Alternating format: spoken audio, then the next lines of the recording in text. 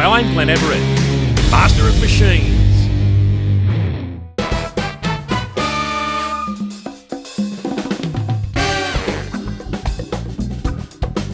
Ruben Razmosky, a man with a passion for early Aussie Valiants. Ruben, great to be here. It seems you have a passion for Mopar. Yep, I've had quite a few Mopars over the years. My dad had a lot of Valiants as I was growing up, had AP5s, AP6s, and the passion runs through the blood, mate. You got two now, starting with the AP5. Tell us about that. I bought the car from Taree, New South Wales, probably about 4 years ago. The guy that I bought it off the original owner. He advertised it on eBay, and yeah, I sort of snapped it up sight unseen. They're a pretty interesting car, the AP5, because it really was Australia's first produced Valiant. Yep. Because the earlier Valiants were imported from the US and assembled here, but this was really Chrysler Australia's first attempt, wasn't it? That's right. There's quite a few variants of a AP5 too. Whilst there is some sheet metal shared with the US model, most of it's new, isn't it? Yeah, that's right. The bonnet and all that sort of stuff I think was fairly similar. And the front sheet metal, you know, all the roof line and stuff like that is all Australian, and the quarters and all the rear end. And the old Slant 6, they were an awesome engine, a real torque monster, weren't they? And yours looks like it's had a bit of work. Yeah, it's had quite a bit of work, Glenn. It's been taken out to about 240 cubic inches, high compression. It's got a cam, it's got a 4-barrel, 570 street Avenger, pretty much bulletproof bottom end, and yeah, it's had quite a bit of work done to it. Well, they've got a small bore and such a long stroke, and that makes torque, doesn't it? It certainly does, yeah. No, they pull like a tractor, mate. The old Slants, I love them. Was it a ground-up resto? Yeah, it was a full ground-up resto, Glenn. The interior was just immaculate, factory original condition. Kept the standard fascia, but just added autometer gauges and did a bit of a rewire and separated all the circuits, so every circuit's got a separate fuse. Body-wise, pretty much standard. Added some 18-inch wheels to it, bit of a shift kit in the auto and a stall. Tell us about your AP6, that is spectacular. That's the holy grail for me, mate. I've been looking for one, yeah, for years and years, since I was a kid. They were a game changer because it really was the first compact short wheelbase vehicle sold in Australia, or made in Australia, with the V8 option, wasn't it? Yeah, it was a beginning, I suppose, as you sort of say, the supercar era. It was a beginning for Chrysler, and they sort of got the ball rolling with that car. A lot of people look at the GT Falcon, the XR, as being the first, but it's not the case. And I feel that these cars are a little bit overshadowed by the whole aura behind the GT, but you know, Chrysler got there first, didn't they? Yeah, they certainly did, mate, but I'd like to see more people get to know the history of the car, and you know, they're becoming more and more popular every day too.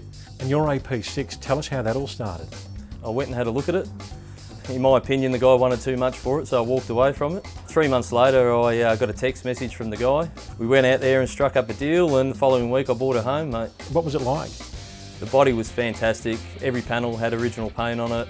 Motor was untouched. The motor had never been pulled down. Still running the original factory water pump, spark plug leads. Everything was all factory, mate, so it was just unbelievable. So it was a perfect base, really, to restore. It was just a perfect candidate. There were some die-cast items that were a bit second-hand and a bit ordinary, a bit pitted, which I sort of sourced really good second-hand ones off people, so. And the little 273, great little engine. Yeah, it just purrs like a kit, mate. I just love it. Chrysler have always been known to make possibly the best engines. They certainly did.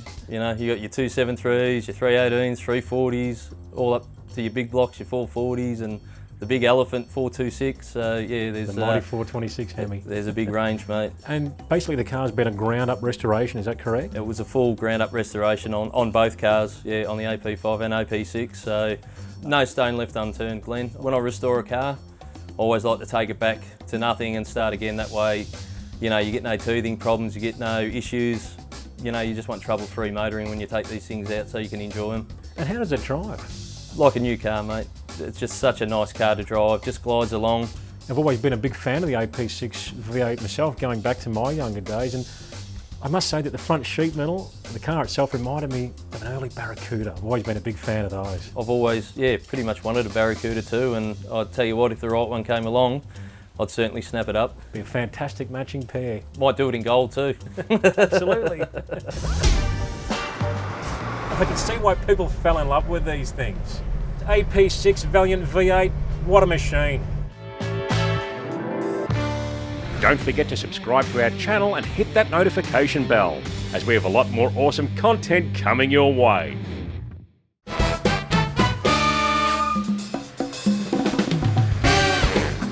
The AP6 V8 Valiant. You know, these things were a real groundbreaking car for us here in Australia.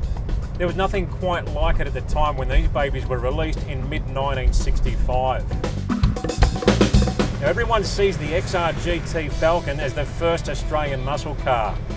Well, I've got to tell you, it probably was, and it was made for that purpose, but these babies were on the scene first.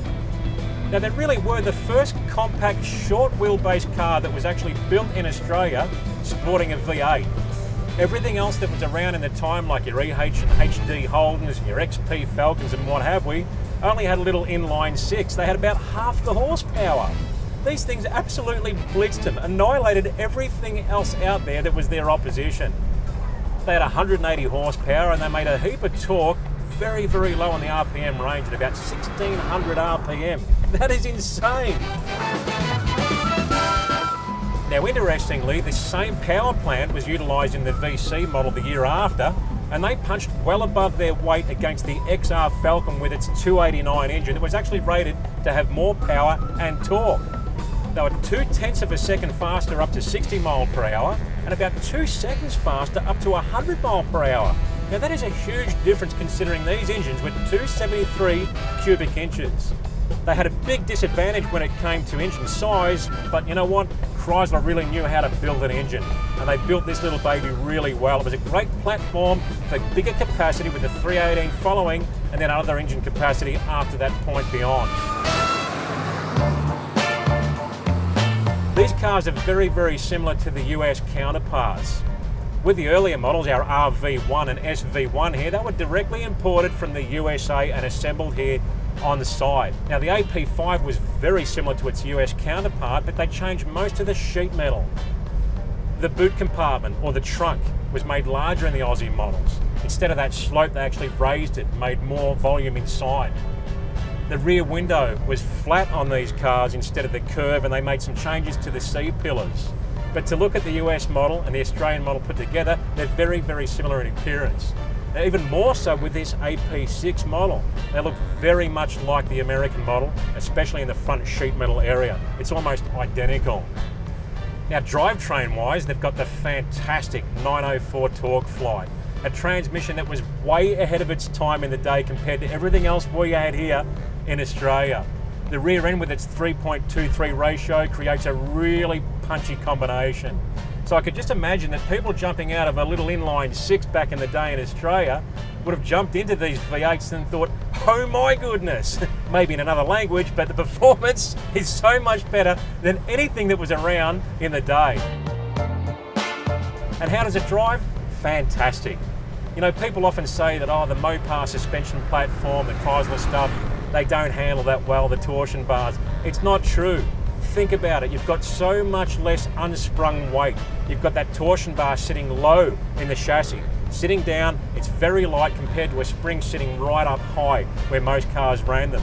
If you run the right style of torsion bar, the right sway bars, and the right suspension geometry, Mopar will actually outperform many other platforms in most cases. But people never give them a chance. It all gets too hard. They go with a platform that's easy, that they know. Now, another thing with any Chrysler platform you find is the engine combinations are always so damn bulletproof. And when you look at the all-conquering 426 Hemi, you can see the success they'd have in drag racing right up until this very day. They're an amazing deal. And I can see why people fell in love with these things. Yes, the Regal model was also a bit of a luxury model, but they did have a bit of that muscle car thing happening, that performance factor. You've only got to look at the floor-mounted shift here. It looks like something you'd see from an aftermarket performance shop of today. The gauges and everything look fantastic. I like the whole look and feel of the dash. They're just a sharp-looking car. Another thing I've noticed with this car is the seating is fantastic. Whilst it's a bit upright, and I don't have a huge amount of leg room, the buckets in these cars are very, very comfortable. And they use an extremely good quality vinyl, believe it or not, on these seats to make them really nice and plush. I absolutely love it. The whole seating position, the way I feel in the car is really, really nice. Other than the fact that my legs are just a little bit too long, but hey, I'll put up with it. I'm having a ball. So you know what? The first AP6 Valiant V8, what a machine. A lot of people don't see these as being the iconic car that they really are today, because it was all about the GT Falcon, the Monaros, and what have we of that era. But you know, when you go back and you look at what this car produced back in the day and what else was available, it really was a killer machine.